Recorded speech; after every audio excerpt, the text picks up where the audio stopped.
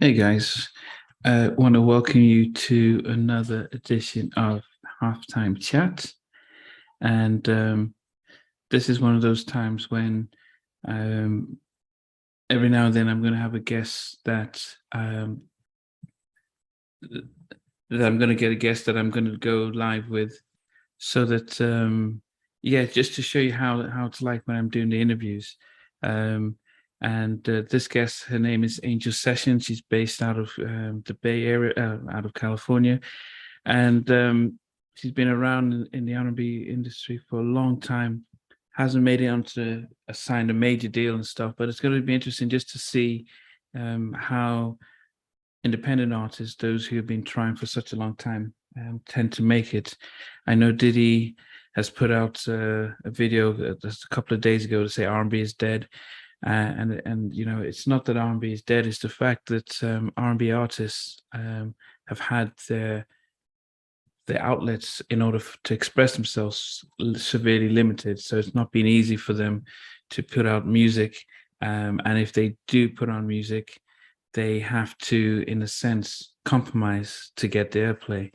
So I'm going to talk to Angel just to see how she's been doing. And just as I said, this is how it is live. So um, I'm just going to invite her in and just go through the interview, and so you can see how these things are done. But yeah, yeah, there she is. Sending it off. So generally, you just kind of wait for the audio to connect and go through.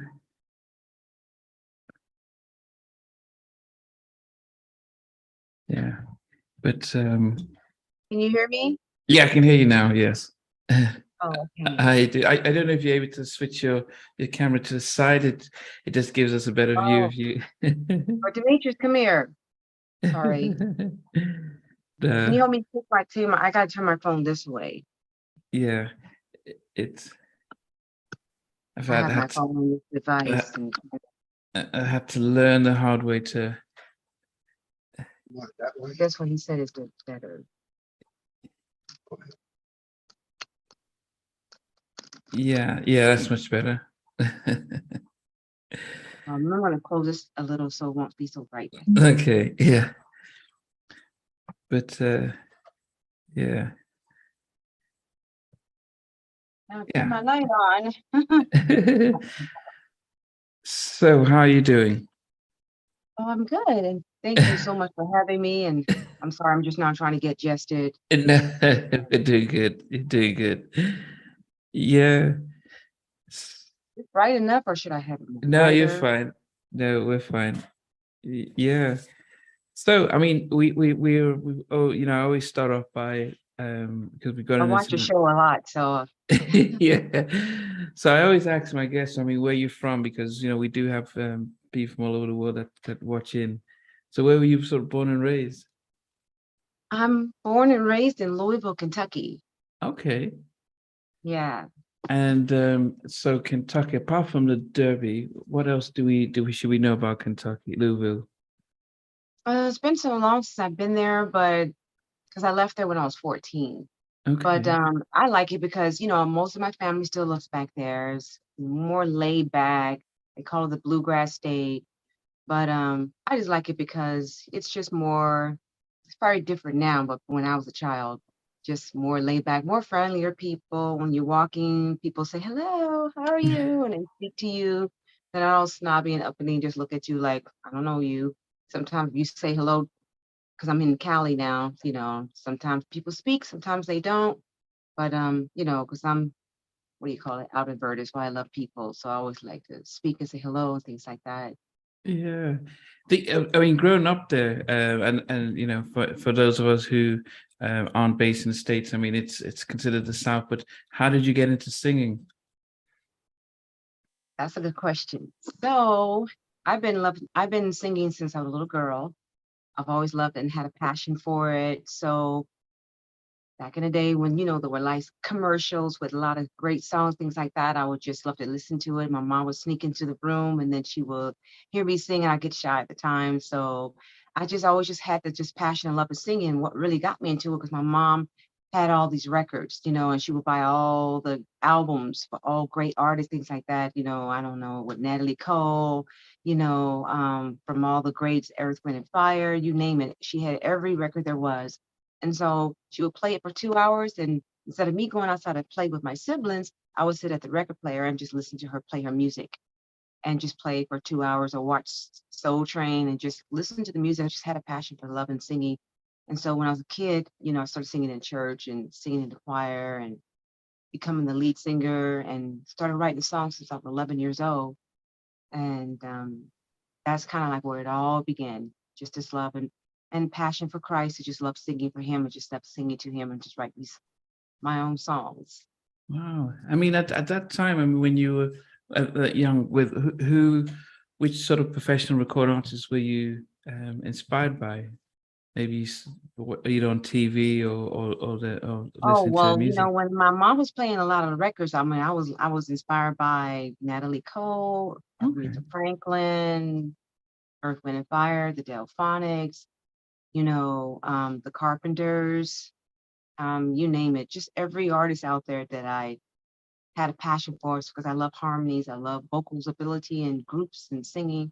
So I was really inspired by a lot of the great legends when I was young. And then, of course, coming up, I really got, loving Whitney Houston, of course, and then Mariah Carey and all the vocalists, Yolanda Adams and Faith Evans and just all the vocalists who can really blow.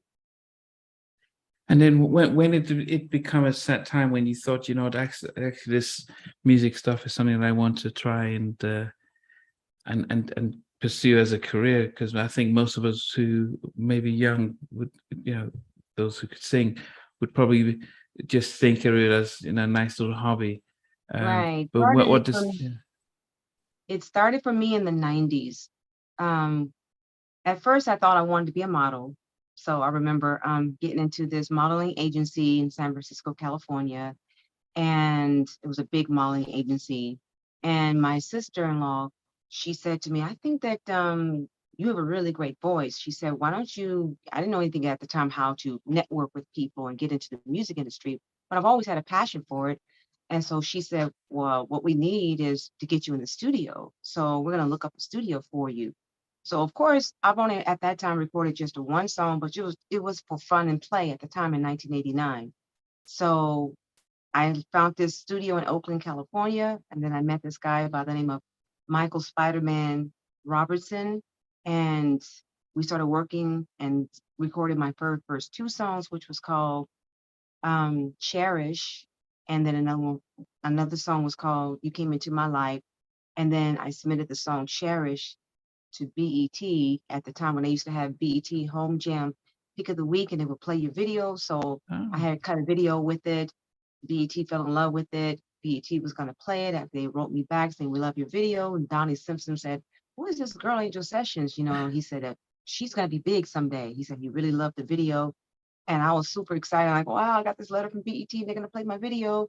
And then something changed where I guess they had a new bought out. And I guess someone bought BET out. And then the Home Jam Pick of the Week stopped. So I never really got a chance to get my video played. I was Wow. sad about that, of course, but it just allowed me each time things like that happen, it just allowed me to keep pushing further. But I stayed in the studio writing a lot of songs that it came from writing 2 to over 500 songs. Yeah, I think most of the guests would audience would be familiar with some of the artists who got signed to a major, had hit records, but from your point where it was a case where, okay, you probably hadn't got signed by a major, but what was it like then trying to then have a career that isn't backed by a major in those early days? It was very, very hard, but because I had such a passion for the love of singing, the love of wanting so much to at that time get a record deal, I just continued to network. I continued to, you know, um, I stayed in the studio. As I said, I had over 500 songs by this time. And so I was just starting to meet a lot of people in the Bay Area. And eventually I met this woman by the name of my old manager, Debbie Gibson, and she had a husband named Billy Gibson, and he was the road manager of SWV and Madonna and Bette Biv DeVoe and so many people. Mm. She had her own company called Majestic Management, so she was looking for a female artist to manage. So she came to the Bay Area and she auditioned 6 girls, and I was one of them.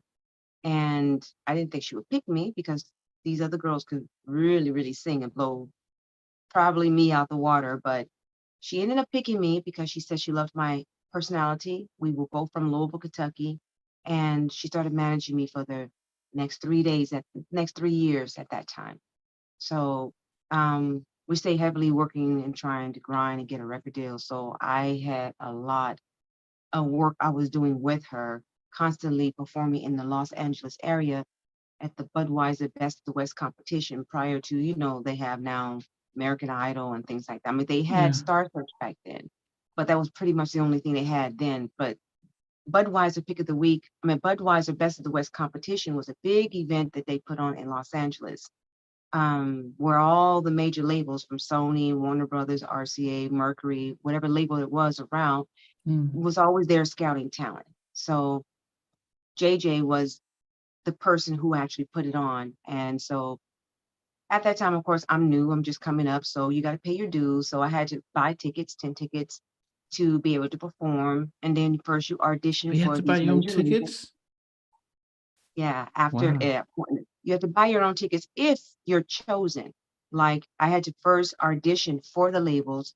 And it was like 6 execs sitting around the table, from it was MCA, Atlantic Records, Sony, Epic, Warner Brothers. And so I sang one of my original songs called "Used to Be Handy," and it was a song written me and my friend OG Pierce, the late OG Pierce. And so they were so blown away. It was like, wow, they were just, their mouths were open. And I was so excited. My manager was excited. And I'm thinking, okay, I'm in. And she's like, no, Angel, you got to go out there and wow the crowd. I'm like, oh, I thought I was in. She's like, nope. So I had to end up buying them tickets and then perform with the rest of the acts. It was a lot of it was competition. So that was around 94. And boy, that was a very serious time of the year for me, because at that time I was still new. I've never really been conditioned to perform a lot on stage at that time. So Mm. I remember when I did perform, I didn't do so well because I was so nervous with the big bright lights and all the execs sitting there and over 700-800 people out there. It just was an experience for me that I was never forget, because I froze. Even though I sang, I did a terrible job in the beginning. I'm just saying this because it was how when you first start out, you have your stories, and this was what pushed me to continue in the music industry, because when I felt like I had a deal, I had an almost deal with RCA Records. They really wanted to sign me at that time because they were there at the audition, but I Mm. needed to wow the crowd. And because I didn't do so well at that time, because I was so nervous, because I was so not used to being on stage, it didn't happen for me. And so that situation didn't happen. But it did allow me to keep pushing and pushing and keep performing. And thank God the next 2 months later, I had another opportunity to perform again at the Budweiser Best of the West competition, where I had another deal on the table with me for Mercury Records. Okay. I mean, I guess what is the thing that you did learn, especially going into that? Because I guess some of the things that I've heard a lot more with other artists is that they do a lot more of the shows, so that when the auditions come, they're pretty much it's almost like muscle memory. It isn't the challenge, but it seems if you focused a lot on the studio and the songs as opposed to the actual shows. Was that the case?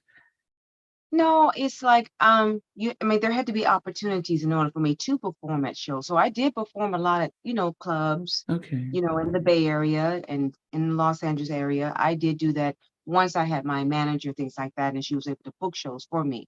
Mm. But because I was auditioning at that time to get a hopefully a record deal, Yeah. that was very nerve-wracking for me. Of course, I was very Mm. nervous because I've never auditioned for a big crowd like that, and these I'm talking execs of major labels. I was very nervous. You know, it was new to me. Yeah. And at that time, yeah, I performed here and there, but I wasn't like I was doing a lot. But I Mm. eventually did. To be honest with you, I started doing more performances after Debbie and I kind of went our separate ways after 3 years. Then I got on my own grind, started doing my own thing.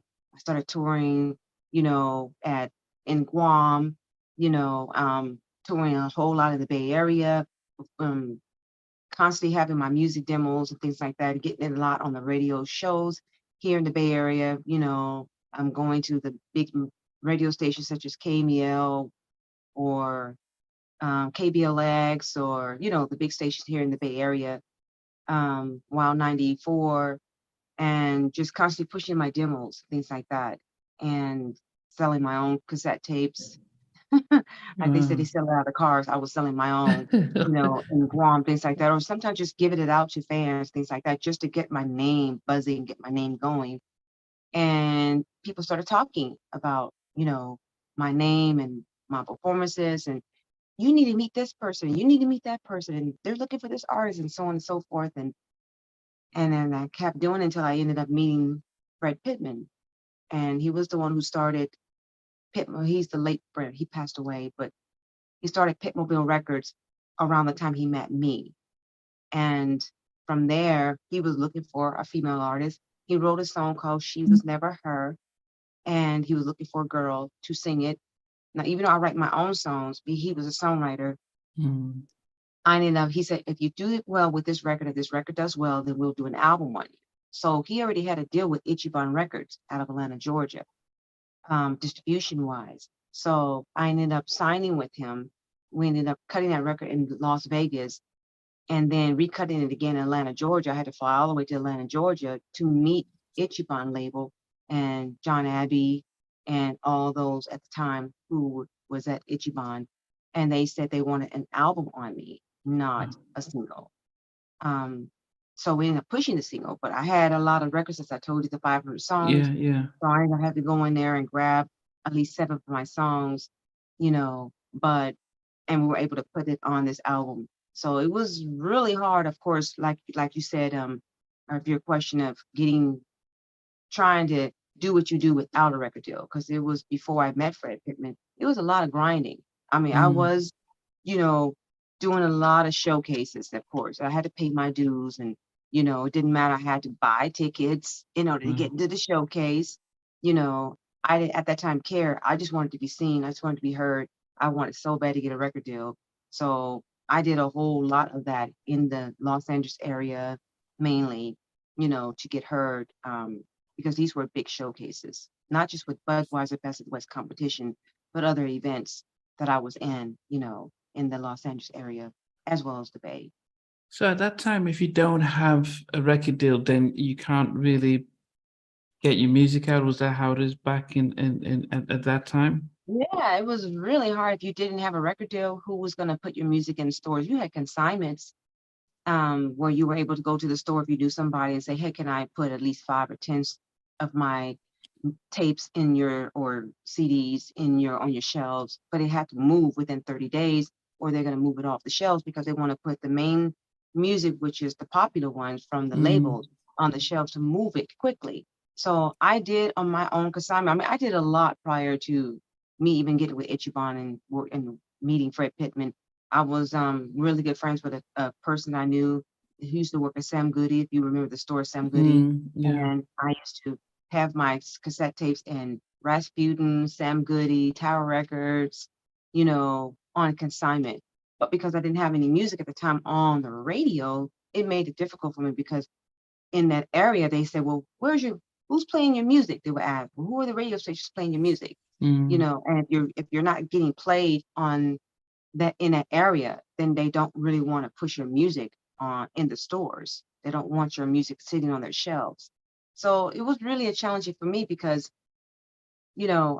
I had many packages. I would go to the post office and always send out, send out, send out, and get a whole lot of rejections, you know, for reason. I mean, they said you're going to get a lot of no's before you get your yes.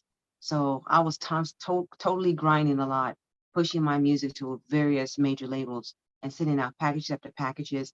Mm. while doing my showcases, while staying in the studio, recording new songs, because I never knew what was that next song that's going to make someone say that's the song or something. Wow. So what was the thing that kept you going? Because that seems like, especially it's, in the industry, that if they don't sign you, it can seem like a needle in a haystack trying to find somebody to discover you.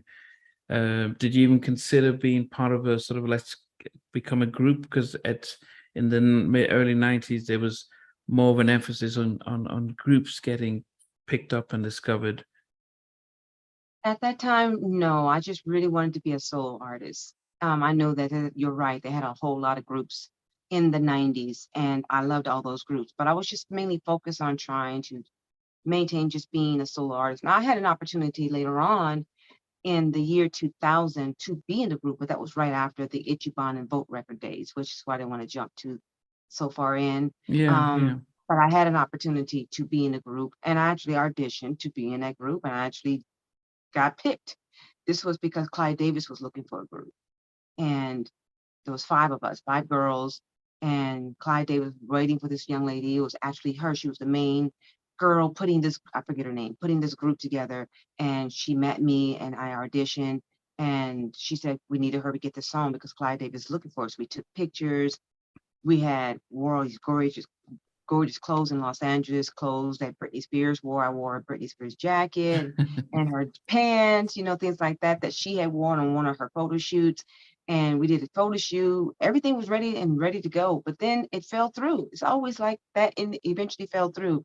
And even I didn't want to be in the girl group anyway, but I did it because I'm like, this may be a stepping stone for me, because this was right after the Ichiban and Vote Records situation that I pushed to be to be in the girl group. But prior to that, yes, I would continue to be a solo artist Mm. and network and meet a lot of people, because I felt like in my heart I knew I had what it took. And if no one didn't believe in me, I believed in myself enough to know that I can write, I can sing, and it's going to be a matter of time. Just going to keep praying, because God's will, the Lord will allow a certain door to be open for me that only He can open. So I never gave up on, believing in that. And so I continued to push and push and stay focused on whoever I met and the songs that I had, the opportunities that I got, up until, like I said, when I met Fred Pittman. And then that's when things started happening a lot for me at that time. Then what happened to the record then that they put out with Ichiban? So Ichiban put out my first album, which was called Introducing Angel, and it came out in 1998. And Japan loved it so much that they picked it up, and then they re-released it in Japan, and it did really well in Japan. Um, but all of a sudden, Ichiban folded. So I had put out my first single, which was called She Was Never Her. I was going to put out my second single, but eventually Ichiban did fold, and it was no more. And they sold their label, I think, to, I don't know, was Universal, something like that.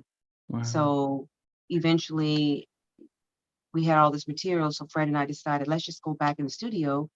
We ended up using Ichiban Studio, which they allowed us to use, cut more new songs, and meet a lot of great people that were on the record. At this time, I was only able to write maybe 4 or 5 songs on the album. Mm. And I worked a lot with Preston Glass, who worked with Northern Michael Warden, and he produced a lot of songs on that album. I worked a lot with Andre Simone, who was with Prince and the Revolution. So he worked on the first album and the second album. And we ended up putting out the album Love Ride. Now, we shopped it first. Prior to going to Fantasy, we ended up shopping it to various labels. But Fred Pittman, I guess, was kind of old school. So he wanted me to be kind of like that Whitney Houston. So most of my music was more balladier. Wow. Okay. And when I write, I was writing more like that Aaliyah, upbeat, more youthful sound. Whereas Yeah. he wanted me to stay in that ballad, Whitney Houston kind of sound. So he got most of his producer friends, Larry Baptiste, Clay Tobin, things like that, and a lot of people to write Mm. music and songs for me. So I guess the labels, they weren't really looking for that sound at that time. They were Mm. looking for more of an Ashanti at that time. So Ichiban decided that they'll put it out because Fred Pittman had a lot of friends that he knew, and they said if you were able to get all these legends, which is the Dells, the Delphonics, Frida Payne, um, Ollie Woodson, and all these people will do a one album deal on them, and then we'll, of course we'll put out Angel Sessions. So I was the very first artist that they put out, and then they Okay. ended up putting out all these great legends. And Lenny Williams did all these great albums on them, and I was able to work with them also, meet them, and have songs of theirs on the studio and do all their background vocals and duets, things like that, while putting out Love Ride on Fantasy, which reactivated Stacked Boat Records. And how did the album do? Well, the album could have did well. It could have did well. But, another story again. They ended up folding because, I mean, Phil Jones at the time was the vice president, a wonderful guy he was. He passed away. He really believed in me. He was so wonderful. He was one of the presidents, vice president of Motown Records, and he decided he wanted to work with Fantasy Records, and he really believed in me because, he said Lenny Williams and all the other acts, the Delphonics and all of them, they had their moment, and he said, but I see something in you, and I really want to give you an opportunity. So they really spent a lot of money on this album to do what it did, but eventually, I don't know what happened. It also folded. We put out our first single, which was called Get It Right. And I wrote that single, co-wrote it with I forget his name, but he co-wrote No Scrubs with some of the other writers. And we wrote this song called Get It Right. And we did a video with and shot the video with Fred Williamson. Fred Williamson, the actor, he played my dad in the video. And BET, we were going to push it and get it out there, but it was just a lot of negative things that did happen, financially, people were taking the money and squambling it, not doing what they're supposed to do. Fantasy was paying to get this video on BET, paying to get these songs on various radio stations. Money was being squabbled. Things weren't being done the way it was supposed to be done. And there was a whole lot of friction and frustration in the label because the money wasn't being spent like it should have on my behalf for this, to break and happen. So even though there were radio stations that did pick up, like over 80 radio stations, BDS, that did pick up the record, the BET, the video could have helped push it. But yeah, it was a lot of things that didn't go right. And then eventually, with the second single we were going to put out, eventually they folded. Wow. So when they folded, the album was still brand new. It had only been out for maybe a few months. And eventually, I don't know what happened. They folded. And again, not an opportunity for this album, nor the first album to really get into the water to seek in to really, do what it could have done. But they were both great albums, especially Love Ride. It was very discouraging, for me, because I really felt like I was that far, but yet I was, not. Yeah. I mean, when you go through something like that, what does it make? What does it happen? Are you in a position where you're thinking, maybe I need to find a different career, or what goes through your mind? I didn't want to find a different career because, again, I believed in myself so much, and the talent that God had given me. I just knew I had to go into a new direction. So I didn't have a manager at that time. Fred Pittman was more of a producer of mine. He wrote songs. He was wonderful to me. He was able to connect me with Fantasy and a whole lot of wonderful friends of mine I met, which the Dells, the Delphonics, Brenda, Frida Payne. I met all of them through him. So all that was wonderful. But as far as my music and my career, I did feel stagnated. I did feel pushed back. Things weren't financially going the way it's supposed to be. Fantasy did spend a whole lot of money, to make things happen. Money was being squandered. This is what I was told by the vice president later on, after things didn't go down the way it should have. And he told me exactly how much money he spent, which was like at that time over $100,000 to really try to get that album off the ground. And things just wasn't going the way he expected it. And so he was like done with trying to give any more budget to the person I was working with anymore, because it was through him and this agreement that I signed, that I had to go under, so it wasn't like I was directly with them, Okay. and then I come to find out later on, Phil Jones said that I was always a free agent, that they had an album that they were able to put out, but I wasn't technically signed precisely to them in a sense. Mm, So I could have went anywhere. I could have been with Sony. I could have been with any label. Had I known, I would have been pursuing that opportunity. yeah. And I had opportunities that did come my way. There were people that did want to sign me, major labels. But again, I was stagnated by the person I was working with, because he was telling them I was signed with Fantasy Mm, at that time, which I wasn't. So again, it didn't happen. And so it just eventually, I ended up finding myself as an independent artist around 2003, and just started independently so going what and just doing my own thing. so what is like as an independent artist? So from 2003 to now, what's life like?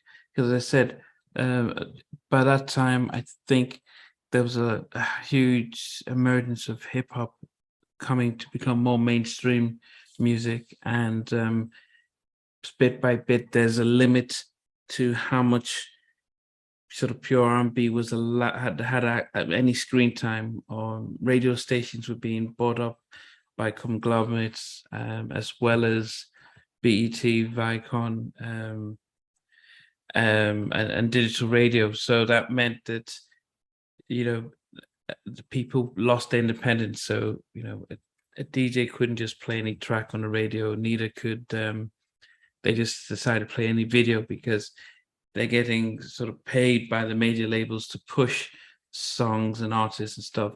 So what's it like then being independent in the midst of what's happening in mainstream? But how's it like for yourself? Well, around 2017, I decided to start my own record label with my two founding partners, Rodney Cruz and Demetrius Guidry.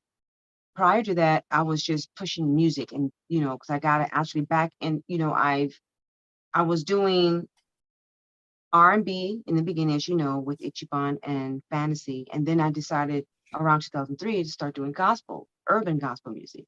So that was really where my desire was. So I started doing that for a while, and I still do that. That's really what I do now. Mm, So even though I had a lot of R&B music that wasn't even out at that time, because I don't mean to go back. I'm going to go back to your question, but around that time, around 2002, there was a site called, if you remember, mp3.com, which was now bought out by Universal. But at that time, wow. you were able to upload your music on there and get a lot of fans before social media was even big. So I had this album, me and OG Pierce produced, and I wanted people to hear it. So I was uploading it. I was making my own copies, you know, getting my artwork, making my own copies, uploading to MP3s, and I had a lot of fans that were starting to really love my music. At this time was more of this R&B hip hop style, because that's the way I write my music. So it had a very Mm, commercial, radio friendly sound. So mm, I didn't realize how popular I was on mp3.com, quite frankly, until 2012, 2013, when I got back, because I wasn't on social media around 2007, 8, 9, and 10. I didn't get on it until like around 2011, 12. And I started Googling my name, and then I started seeing a lot of blogs about me and my formal album on this mp3.com, now bought up by Universal Records, that people had bought my album and said, oh, this album's no more sold, but these were the songs on it. And people were leaking some of these songs on YouTube, mm, and I'm like, well, I might as well give my fans what they want. So I decided to put it out in 2017, called I'm Who I Am, which was the mm, exact same material that I've never put out before. And because I had all these fans I didn't know that I had, putting up all these wonderful blogs and music about me and writing about me. I'm like, wow. So when I gave them, it just started spreading more. But because I was trying to combine the Introducing Angel, Love Ride, and This Is the Same Girl, because those albums did do somewhat good. I mm. mean, I was talked about. I had a write up in Rolling Stone magazine. I had a write up in Wow. Billboard. You know, A lot of people in the industry were like, who's the industry talking? And I was getting a lot of big buzz, like the next big act, to break, even though the labels did fold, but my name was buzzing in the industry a lot. Mm. And so I wanted people to kind of remember that. And when I started Googling my name, I started seeing a whole lot of writing about me in regarding to those first two albums and this other album I put up on MP3. So because I was doing gospel, I said, well, how do I try to tell my fans that person is still the same person, which is me? So each time I would do my interviews, I would kind of like let them know like I'm doing now. And now they're starting to understand. But I started my label and Atlas Elite Entertainment with my two founding partners, Rodney Cruz and Demetrius Guidry. And I wear a lot of hats, as you know, not just as an artist, but I have to do my own, the marketing, the Wow. PR, promotion, public relations. I have my own, I'm a manager, I have my own acts that I have two other acts, which one of them is my daughter, Shardella Sessions. She's an R&B singer, wonderful, beautiful girl, beautiful singer. And I signed her to my label, and another hip hop rapper, which is called Big Way, and he's phenomenal. So I'm working with my two artists along with myself. And I have a lot of fans now since, all these things has happened, things like that. And just knowing how to just kind of like stay in touch with and stay in tune with my fans, speak to them. So, I mean, I do enjoy the independent side, even though I know it's a lot harder because Mm. I know that with independence, not as easy. But thank God that my fans are supporting of me, and even in the mainstream, because I still get the support of Spotify. I get the support of SoundCloud. I get the support of Diesel. I get the support of the Grammys because I'm a Grammy voting member, and I get the support of the Grammy voting member team of a lot of people that I've met in the industry and just a lot of people that have, I've gotten rewards for, independent awards and things like that. And so it's a wonderful thing, even though I know it's hard, but because again, that word passion, it's the Yeah. passion that keeps me moving, it keeps me going and keeps me grinding in this independent world. And that I know is a really difficult because you got this major stream over here. But I've always said, I do believe that the independent and the mainstream artists are going to merge together. And there's going to be a lot of, because they're going to want, there's a lot of, there's a lot of major artists you already know that do want to go independent, Yeah.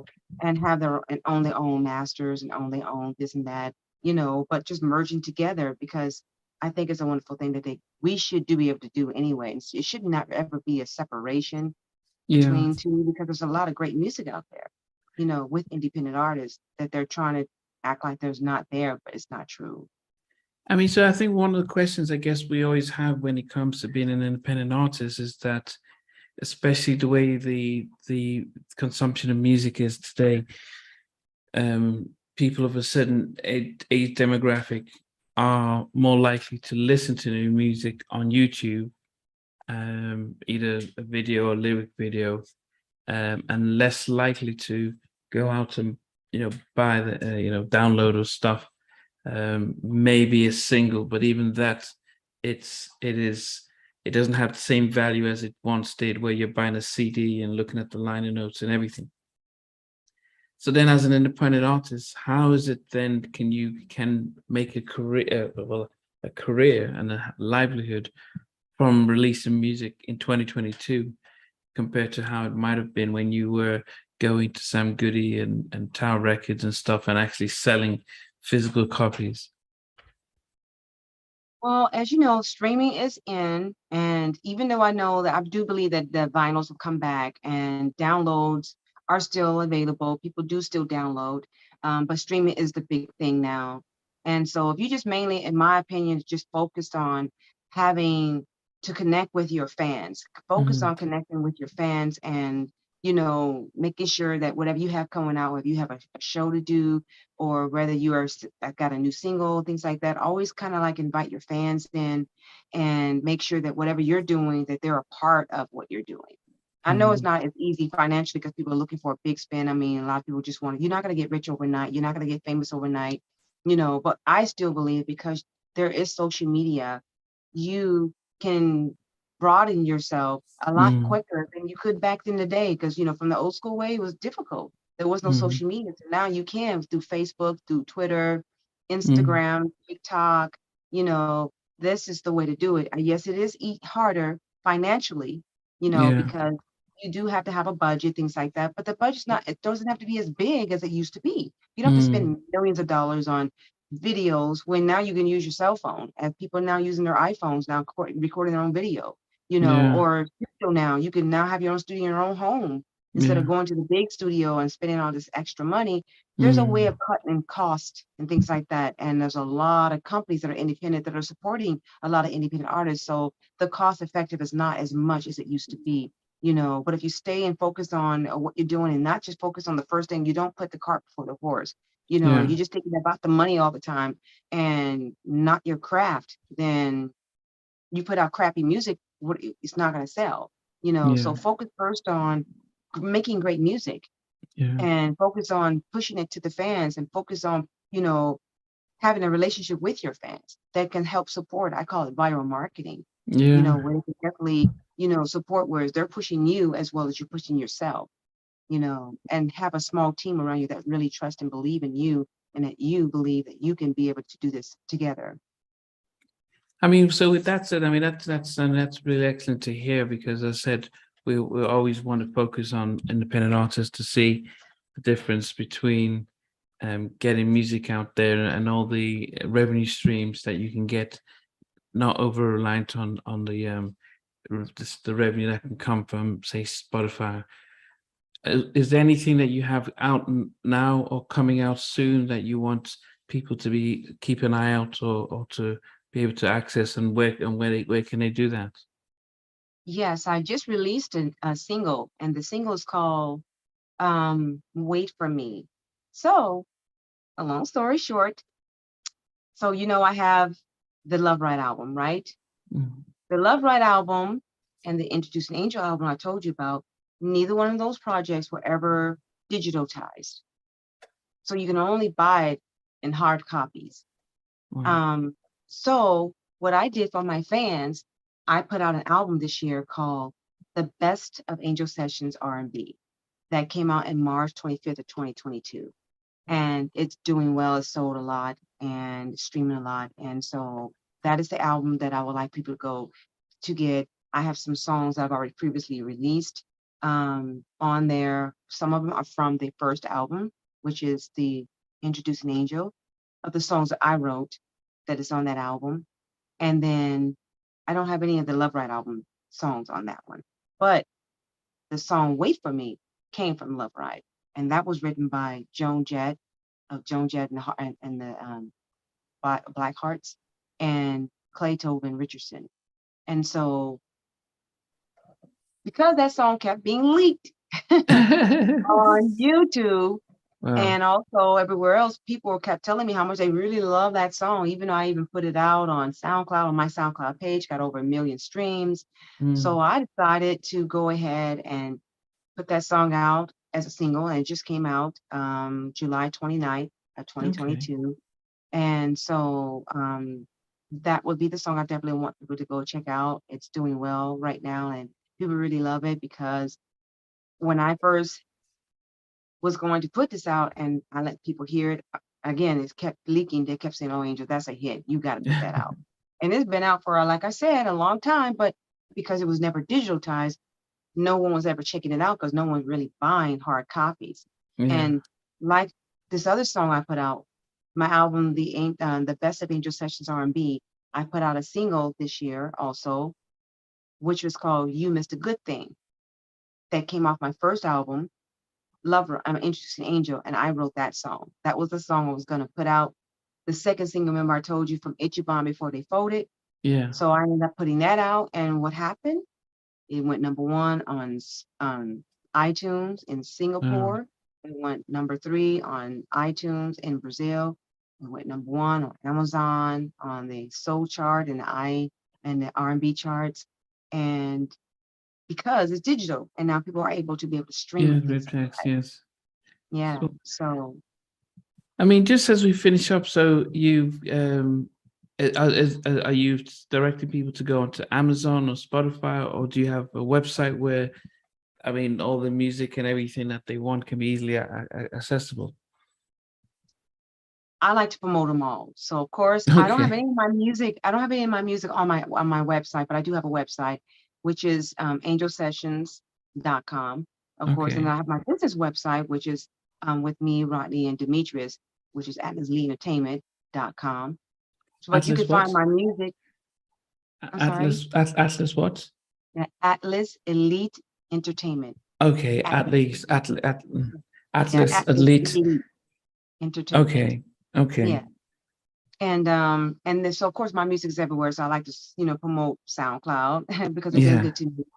I like to promote Apple Music because they've been good to me, and Amazon because they've been good to me. So all my music is on all there, and Deezer because they've been good to me too, Okay. and many other wherever music can be found on the Yeah. streaming site. I mean, you'd be amazed, even though being independent, you know, it just makes me feel good that even as an independent artist that I still have the mainstream big global companies that do support my music, Yeah. which that this really makes me happy because there's so many people out there that are doing what I'm doing. How do you become heard? How do you get heard above Yeah. the way? Well, you just don't throw your music out there and expect it just to sell. You got to do a lot of marketing. You got to do a lot of pushing. You got to do a lot of promotion. And this is what I do in press releases and things like that. As I said, I wear a lot of hats. Yeah. So in doing that, it gets your work out there, and you got to do a lot of it's you got to do a lot of grinding, with marketing. I mean, so I mean, just finally, just what would be sort of advice you'd give any new and up and coming artists? Company you've had all these time from almost getting close, but not so close, but you've now found a new lease and being in your own sort of label and with the support of two others, and you're probably working more towards your own terms. So advice would you give any up and coming artists today if they're also knocking on the label and in large labels and not getting through? What would you give advice? I would tell them, even if they want to go that route, they can. But if you get a lot of no's, don't be discouraged because a lot of times, of course, labels do look for, you've already having a lot of streams, you've already having a lot of, followers. They want you to kind of already be broken. They don't Wow. want to start you from the beginning, whereas Wow. you're nothing. You got to already kind of have a big following. Wow. So once you've already worked that and having a big following and proven yourself, and they see that because they got to see something because there's going to be putting a lot of budget behind you, Wow. then that's when they come along and they may knock on your door because you do have to go in through somebody. I don't care if it's a big producer, some name. You just can't go in by yourself. You see what I'm saying? You know, Wow. the music industry is changing all the time, but that's what I was told. That you got to already have a foundation and kind of globalize yourself already on social media Wow. prior to a label coming your way. But you don't give up on yourself. If you even don't, and you have a small, following, things like that, Mm. you just kind of like go to somebody like myself, and you can go in my inbox. I love talking to artists. A lot of artists come to me, and ask for my advice. Sometimes I may share their music on my social media platforms, depends, Okay. you know, and them to just, ask for advice and try to learn, search the internet, get all you can as far as information is concerned to learn the Yeah. business. It's so important. Don't go in there naive Yeah. and blindsided and not knowing you or just want to get rich and famous so quickly. You got to learn the business. You got to do your own research and Mm. Google and find a lot of information and read up on it and decide for yourself which is best for you. What do you want? But if you put the cart before the horse thinking that you're going to get rich and famous overnight, that Yeah. ain't going to happen. Yeah. I mean, and that's some good advice, especially for those who get into the industry just to make money, as opposed to for the love of I've got all this music and I just want to be able to get it out for people to and if I make money out of it, then that's great. But if not, all the songs are going to go to waste if it doesn't find an audience. So I mean it's definitely well said. I mean, once again, it's angelsessions.com or atlas elite entertainment.com. Correct, correct.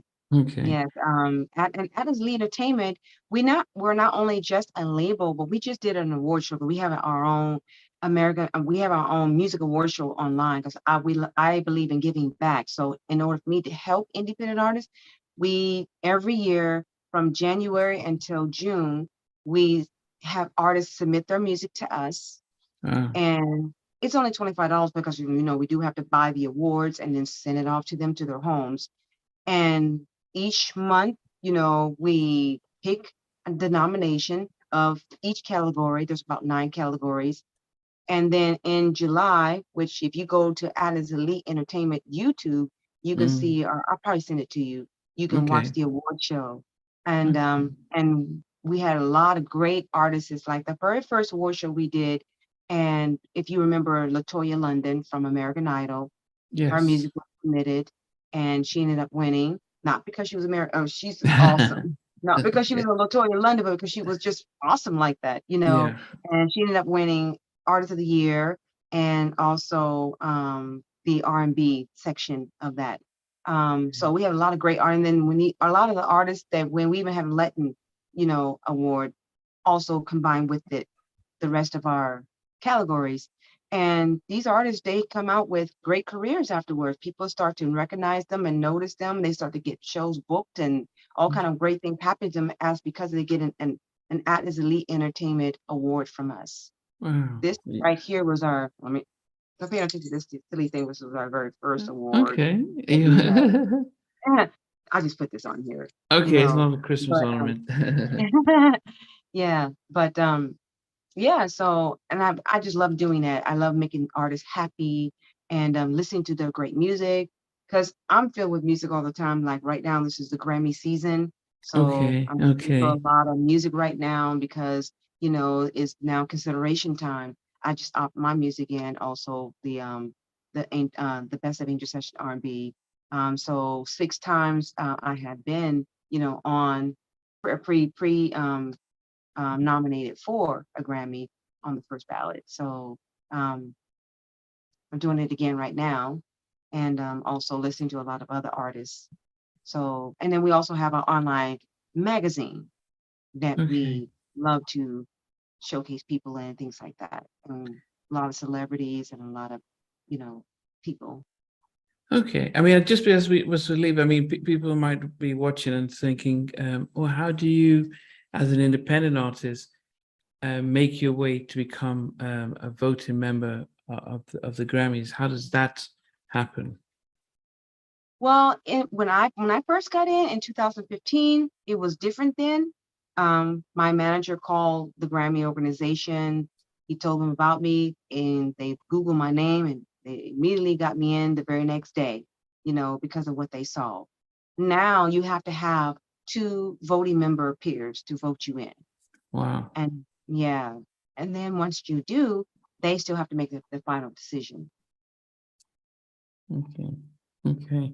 So, I mean, and then, but being in there, are you going to, do they limit you to focus on the R&B, hip hop, and say gospel, or are you allowed to vote across all the categories? You're allowed to vote for all the categories, and like at least 5 of them. At least 5 of Okay. them. Yeah.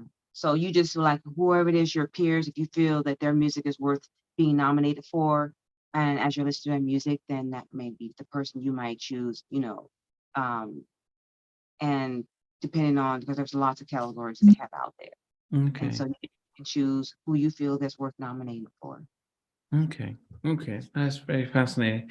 Well, I think finally, when I do end my shows, I always ask my guests that if you were stuck in an elevator and had an opportunity to watch a movie while before they get you out, what movie do you request? Movie. Hmm.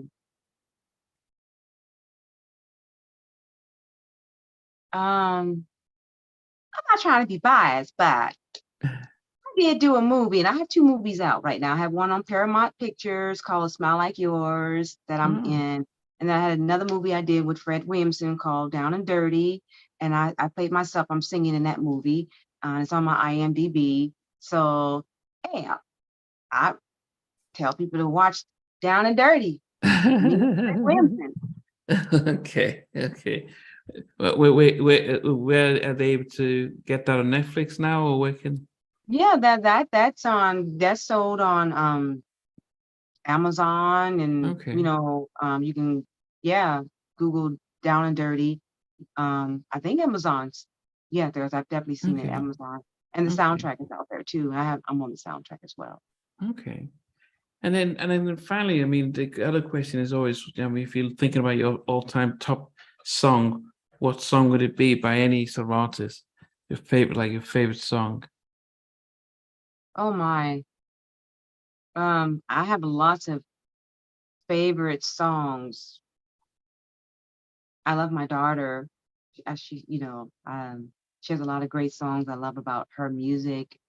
Um, Chardell Sessions. So, um, wow. So for her, I would say I'll sing, you know, of course, you know, Mariah Carey, I would say she has too many. Vision of Love, Love Takes Time, Someday. I like all her old stuff, you know, Whitney Houston. But I can't forget about me. I'm not trying to be biased, nothing, but I like a lot of my songs too. So, um, Well, I mean, I mean, it's only fair. I mean, especially if you write, most people who write or produce or cook love what they turn out. So that's always an important thing. But Angel, yeah, it was definitely good to be able to have this sort of chat with you. And I guess, as I said, it's somewhat different than our regular guests, where everyone says, "Oh, yes, they," but it's interesting just hearing the story from an independent side, which is something that most of us would not have known about, because most of our guests, as I said, would have told us about their experience signed to a major and the highs and lows of that. But it's really interesting, fascinating knowing that you've gone through the struggles for such a long time to a place where now you are sort of a boss and have a very different outlook when it comes to your music and the industry compared to others who were sort of schooled within the labels, and now it's like finding their feet when major labels aren't signing R&B. um Generally what we're known to the kind of R&B that we were used to from the 80s or 70s and even 90s. There's a sort of a hybrid of hip hop singing, kind of Drake R&B, as opposed to Luther or Whitney or Mariah. But yes, so we will. I mean, when this goes out, we'll definitely make sure that we include the sort of details and links to where, so people can um, look for um, your music, even if some of the videos. But also, if they do want to follow up with you to get advice, especially those new and up and coming artists thinking about, well, get advice as to what's the best way to break through. It'll be interesting to see, and even if they want to get nominated for one of the categories in your Atlas Elite Entertainment Awards, that would be something to be able to point them to as well. oh, absolutely. Because I have total of 14 albums out there and multiple number one singles out there. Even though people may not know them, and there might be some people say, I never heard of Angel Sessions, and hopefully that they will, because if you have, like what you said, I love your show. I watch it all the time, and a lot of the great artists you have interviewed. I'm like, oh yeah, Shantae Savage, man, I Yeah. loved her songs. Man, she was one of my favorite artists. I Will Survive, and Bet You Never Find. I love that record of hers, and so many people you have interviewed.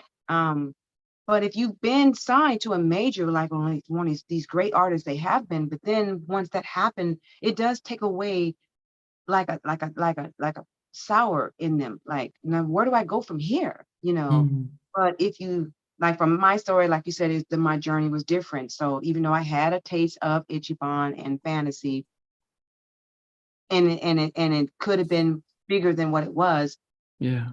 God allowed me to go in the direction of where I am now for his reasons, and I'm grateful to do so. And I am still seeing more success, to be honest with you, now than I ever, Mhm. ever could imagine back then, even though there was some great success, but not as much as it is now.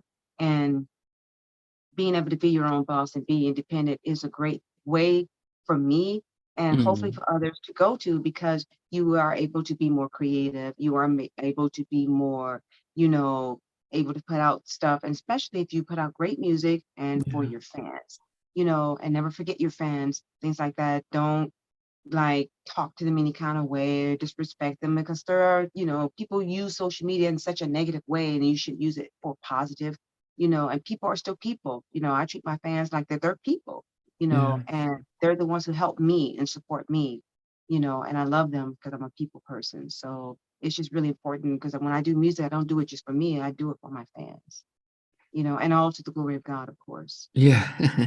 Well, Angel, definitely it's been an honor listening to your journey. As I said, much different than the majority of our guests, but it's must be the music is about what made it so that you, despite all the obstacles, you were still able to make a career out of it, one that has flourished to where it is now.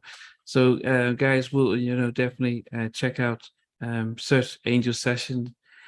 You probably come up with her site and her music, and then and even details about her label as well as the award show as well. And yeah, and we just hope that when you are voting the for the Grammys for next year's Grammy Awards, that we're not getting the same people who keep winning every year and stuff, but that we do get people. So we do get a lot more independent artists making it on the ballot boxes and stuff. But definitely, it Yeah. was yeah. We appreciate your time, and yeah, definitely make sure that hopefully more success and support as you go along. Thank you. Thank you so much. I really Okay. appreciate you and appreciate everyone watching. And thank you so much. I'm very humble and very grateful to be on your show. You know, I'm really grateful. So praise God for you. All right. Thanks, Angel. All right.